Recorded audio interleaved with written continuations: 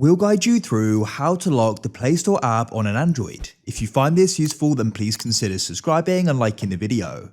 Perhaps you're setting this up with someone else's device, like your child's, and you don't want them to be able to go and download more apps. So what we can do is go and lock this and prevent the Play Store from being used without entering in the correct code or whatever lock you go and set up for it. So to go and get started with this, we need to go and open it up because we need to go and get an app. So you can come to the bottom and press search.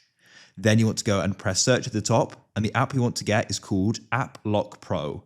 If you just search App Lock, it should go and come up. It's this one here, but just make sure you get App Lock Pro.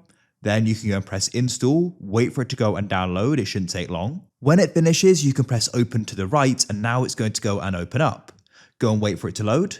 Press get started at the bottom. Now you can go and choose the pin. So in this case, I'm going to do a pattern lock, but you can choose the one you want. I'll then press create at the bottom, and we then need to go and verify it. We can then go and press save, and we need to go and give it some permissions. So I'll go and do that now. We can go and switch it on, and then we'll go and press back, and we'll go and repeat that. At the top, you've got unlocked and locked. So what we need to do is go and find Play Store. You can see in this case it's already locked. If you want to go and unlock these others, you can just go and press the lock.